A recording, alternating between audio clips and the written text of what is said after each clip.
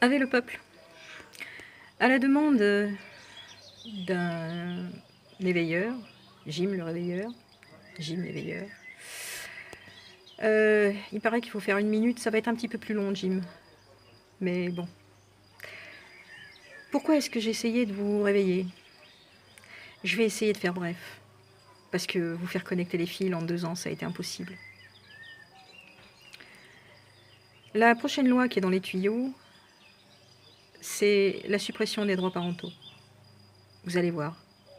Ça va venir à partir du moment où vous refuserez le vaccin obligatoire ou la puce obligatoire. On vous enlèvera vos enfants. Alors, la dernière fois que les enfants sont devenus pupilles de la nation, c'était sous Hitler. La dernière fois qu'on a euthanasié les vieux et les malades, c'était sous Hitler. La dernière fois que les bottes ont claqué sur le pavé et qu'elles sont devenues milices au lieu de police pour défendre le tyran, c'était sous Hitler. La dernière fois qu'on a supprimé la liberté d'expression et qu'on a brûlé les livres, c'était sous Hitler. La dernière fois qu'on a cassé des vitrines, qu'on a stigmatisé le peuple, qu'on a écrasé des lunettes, fait des croche-pieds aux civils, battu des gens à coups de matraque, c'était sous Hitler. La dernière fois qu'on a gazé les civils, la population civile, c'était sous Hitler. La dernière fois qu'on a voulu vacciner de force des gens et qu'on a fait des expériences médicales sur eux, c'était sous Hitler. Et enfin, la dernière fois où on a voulu identifier les gens avec la marque de la bête, c'était sous Hitler. Alors, si toutes ces constatations ne vous font pas prendre conscience que nous sommes sous Hitler. Ah, j'oubliais. La dernière fois que Paris a brûlé, c'était sous Hitler. Si ça ne vous réveille pas, j'en suis navrée. Mais tu vois, moi, Jim, je vais m'arrêter là. Je ne vais pas prendre le risque de me faire emprisonner à cause d'une loi qui va sortir sous peu.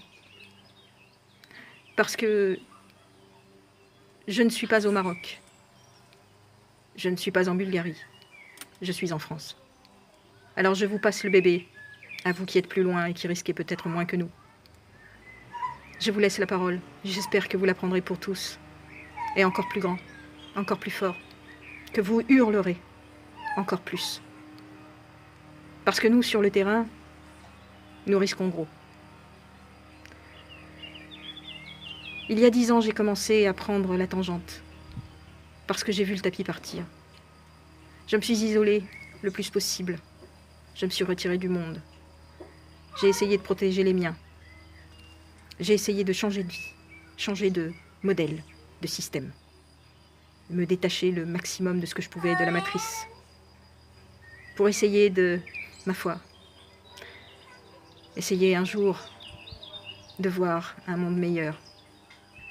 Malheureusement, nous n'avons pas crié assez fort. Nous n'avons pas été assez entendus. Que veux-tu?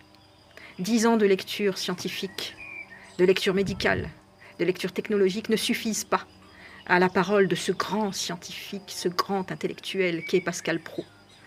Tu sais, celui qui pense que Tchernobyl a fait le tour. Que les élucubrations d'un Patrick Cohen ou d'un Barbier, à eux trois, ils font les plus grosses putes de la télévision française. Oh, j'oubliais Malherbe, elle est pas mal non plus. Bref, que tous ces gens-là sont aujourd'hui la parole divine. Alors, mes chéris, si vous pensez faire mieux, si vous pensez y arriver, vous, à finir par les réveiller, ceux qui dorment encore, je vous laisse cette tâche. Je suis juste fatiguée. Je vais vivre les quelques années qui me restent avant de prendre ma balle entre les 2 yeux par un bon flic de mon quartier, sans doute, qui croit faire la défense de la République. Ah, c'est sûr qu'ils ne sont pas californiens, les nôtres. Hein. Ouais. Non, les nôtres, ils sont fiers de pouvoir tuer des gens sans armes. Ça les rend plus forts. Ils sont gestapistes, les nôtres. Ils en sont fiers. Je voudrais juste vous rappeler que pendant la Seconde Guerre mondiale, la majorité du peuple français était lâche. et collaborationniste. La résistance, mesdames et messieurs, ce n'était qu'une poignée. Alors j'espère que Q n'est pas une chimère. Et j'espère qu'il entendra la poignée de résistants français pour lui porter secours. Je ne suis pas de Gaulle. Je n'en ai pas l'envergure. Mais j'ai un cœur français. J'ai une âme française. Je suis née en France.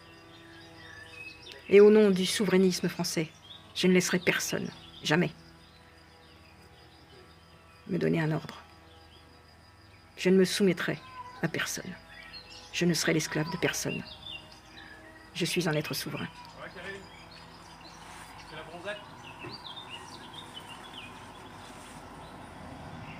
Nul n'a autorité sur moi.